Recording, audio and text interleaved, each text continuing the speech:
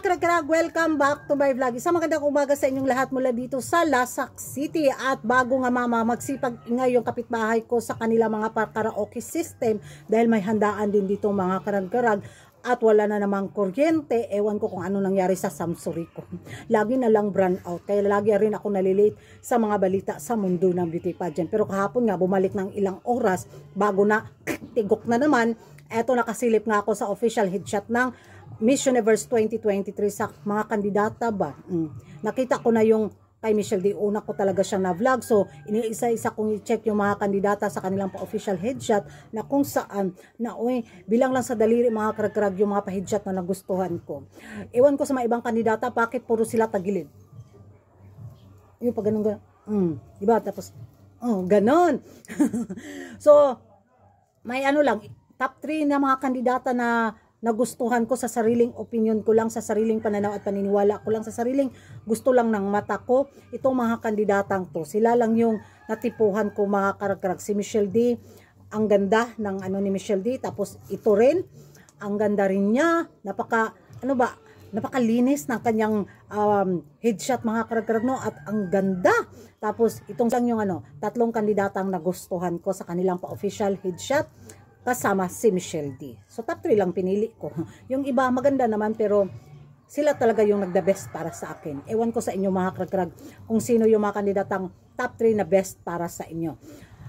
Si Tyla na mga karag-karag, hindi siya nakapasok sa top 3 sa best in headshot ko. Nasobrahan sa pagka-edited yung photo ni Tonyang. Sa totoo lang, walang halong bias na reaction vlog to ha. Lalo na yung pa-makeup ni Tonyang, yung dito nga niya, di ba? Yung pa-eyeshadow niya, tapos parang parang nakita ko yung isang mata ni Katrina Gray. Sa totoo lang talaga ha, ewan ko sa inyo mga karag-karag. Pero ko, Thailand to? Sigurado.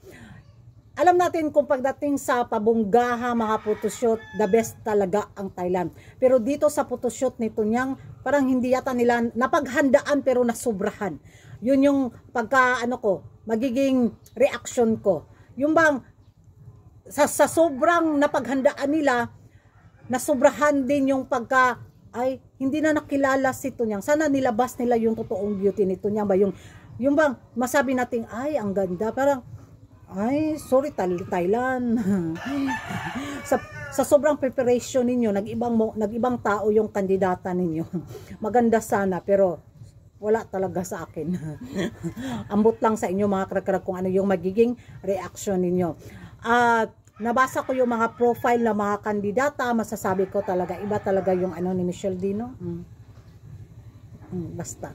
Pero well, beauty pageant nga to at hindi natin alam yung mga utak na pamunuan ng Miss Universe organization kung sino talaga yung gusto nila para sa taon na to sa corona. Basta laban lang jud day. Kay kung maelto kuyo ka day, mao ni giingon ang mga beauty pageant na mga chismosa sa mundo ng beauty pageant sa Pilipinas na mag-say bye-bye good sa Miss Universe. Di ba? Tapos ambot lang mura na i-share na ko sa inyo mga karag-karag. Dinan ako pa ba na akong vlog kay nagsugod na dug na ang music. Diha na mo bye.